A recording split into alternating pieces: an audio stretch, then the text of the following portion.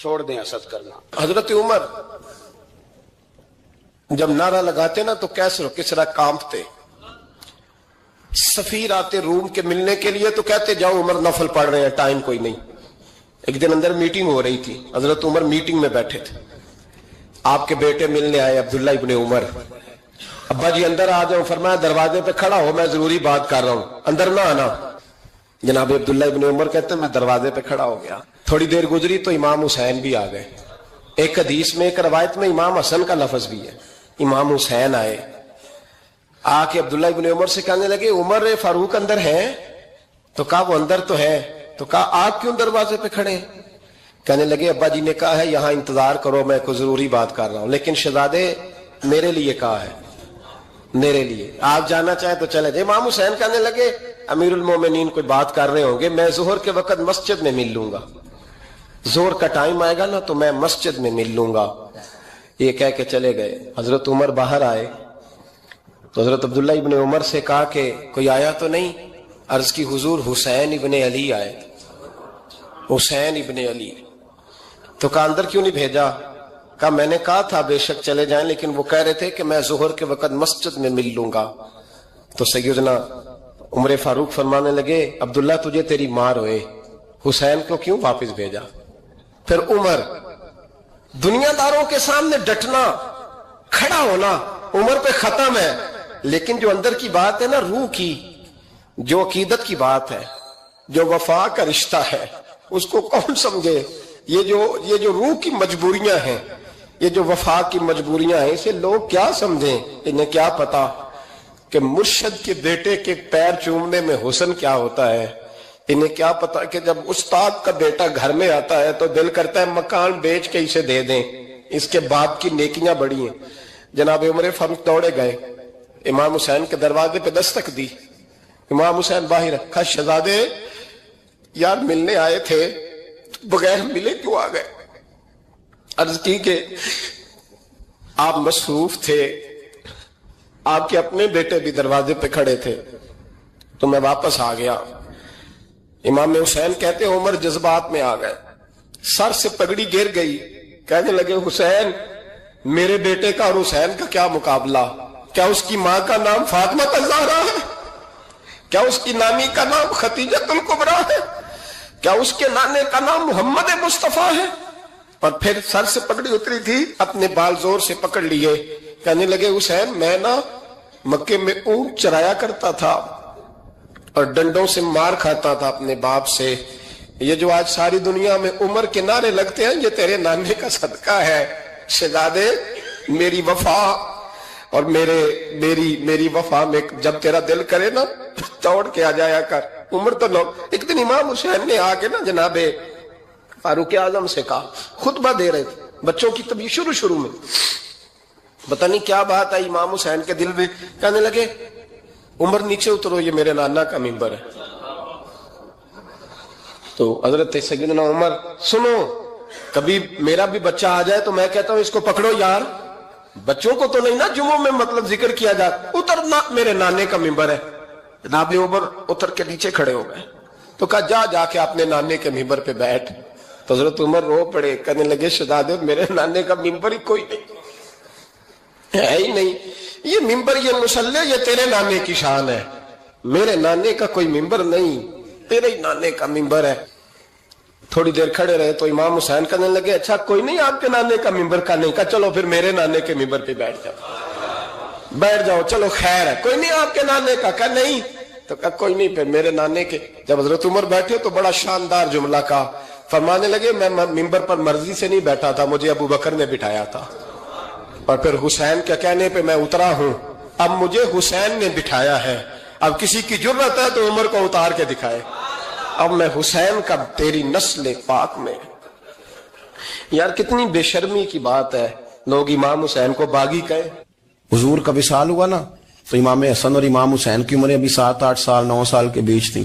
تو حضرت مولا علی شیر خدا رضی اللہ تعالیٰ عنہ کے ساتھ امام حسن آئے مسجد میں, تو منبر پہ بیٹھے ہوئے دیکھا حضرت ابوبکر صدیق کو, تو کہنے لگے نیچے اترنا میرے نانا کا منبر ہے. بچوں کو بڑی پہچان ہوتی ہے نا ابا کے کپڑوں کی, سے پتا ہوتا ہے کہ یہ میرے نانا کا ہے, یہ میرے نیچے اترو, یہ منبر میرے नाना का है। तो हजरत अली मुर्तजा ने जल्दी से पकड़ा और पकड़ के फरमाया जरा हुसैन हसन ये क्या कह रहे हो? अब देखे ना बच्चा यहाँ किसी का शोर करे तो मैं आपको जुमा छोड़ के बच्चे की थोड़ी सुनूंगा। मैं कहूंगा कि भाई ठीक हो गया, बच्चे को ले जाओ जरा इसे पीछे करो, जुमे के बाद बात करते हैं। लेकिन वो थे ना रसूलुल्लाह के नवासे, और हजरत अबू बकर सिद्दीक अजमत और शान को समझते थे। उन्होंने कहा नीचे उतरिए, मेरे नाने का मिंबर है। तो हजरत सिद्दीक एक बार नीचे उतर के खड़े हो गए। तो एक जुमला, बाकी बुजुर्गों ने भी बड़ा कुछ लिखा है, पर यहाँ एक बात शाह अब्दुल अजीज मुहद्दिस देलवी ने लिखी है। हजरत सिद्दीक एक बार रो पड़े, कहने लगे हसन अगर मिंबर तेरे नाना का है तो अबू बकर भी तो तेरे नाना का ही है ना, ये को बाहर से तो नहीं ना आया, ये भी तेरे नाना का है। तो हजरत इमाम हसन हंसने लगे, फरमाने लगे ठीक हो गया, बैठ जा मिंबर पे पढ़ाएं जुमा। समझ आ गई है बात की, पढ़ाएं जुमा। आपकी बात की मुझे समझ आ गई है कि अगर मिंबर नाना का है तो अबू बकर भी तो उन्हीं का है ना जनाब सिद्दीक अकबर। नबी पाक अलैहिस्सलाम तशरीफ फरमा है, हुजूर के सहाबा की एक जमात बारगाह में बैठी है।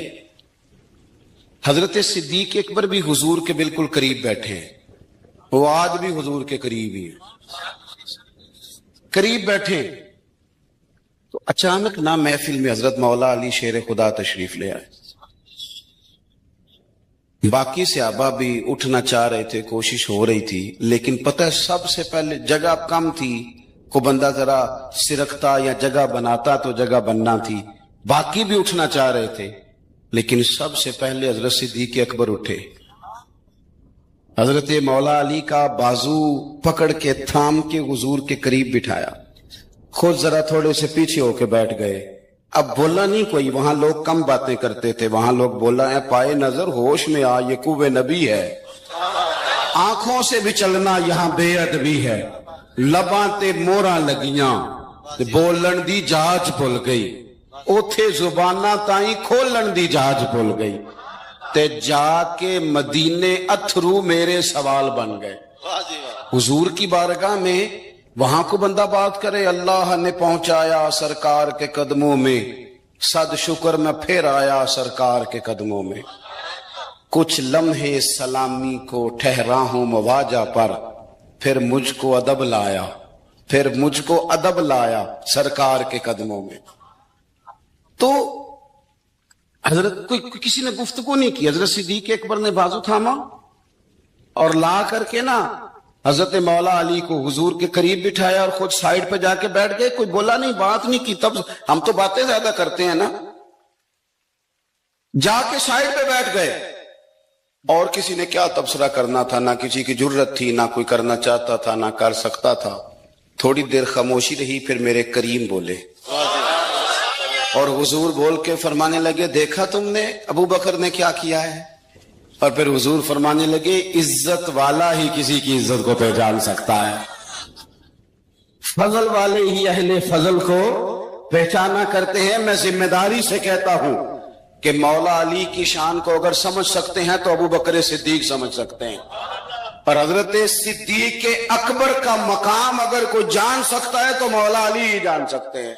आज हम जिक्र कर रहे हैं ना इमाम हुसैन का, इमाम हुसैन रदी अल्लाह ताला अन्हु, मेरे जैसे बंदे की तो जुबान नहीं इस काबिल नहीं कि उनका नाम ले सके। कहां सैयदना इमाम हसन और कहां सैयदना इमाम हुसैन और कहां हम लोग, हमारी हैसियत है। हम तो ये तो वो लोग हैं जिनका नाम जरिया निजात है, जिनका तज़किरा जरिया निजात है। ये सारे उसी दरियाए मोहब्बत की नहरें हैं जिसको मदीने वाले महबूब ने अपने दस्ते मुबारक से चलाया है। हजरत इमाम हुसैन रदी अल्लाह ताला अन्हु, ये हुजूर की औलाद पाक है। पैरों को ना थोड़ी मिट्टी लग गई, उम्र जवानी की थी, दाढ़ी मुबारक सारी स्याह थी, काली थी। हजरत अबू हुरैरा इनसे सालों बड़े थे, अमीरुल मोमिनीन फिल हदीस। हजरत अबू हुरैरा ने देखा कि इमाम हुसैन के मुकद्दस कदमों को मिट्टी लग गई। किसी से भी कहा जा सकता था जरा इमाम साहब की तवज्जो कराना, ये जरा मिट्टी उतार देना, लेकिन हजरत अबू हुरैरा झट से उठे, अपनी पगड़ी खोली, उसका पल्लू लिया और हजरत इमाम हुसैन के पैरों से मिट्टी साफ करनी शुरू कर दी। क्यों? कि अहले फजल ही किसी की फजीलत को जान सकता, इज्जत वाला ही किसी को इज्जत देता है। जिसके पास वकार हो। ओ मेरे संगियों, लोगों की बातों में ना आना, ये तुम्हें उलझा देंगे, ये तुम्हें तफरीक में डाल देंगे, ये इंतशार बर्पा करेंगे।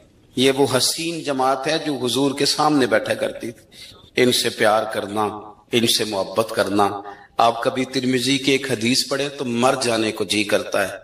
हुजूर ने फरमाया था, मेरे सहाबा के बारे में अल्लाह से डरना, मेरे बाद इन्हें अपनी जुबानों का निशाना न बनाना। काश कोई इन जुमलों का दर्द समझ सके।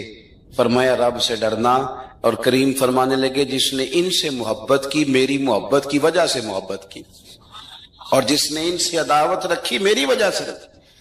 कभी भी किसी में, और जो हुजूर की औलाद है, सहाबा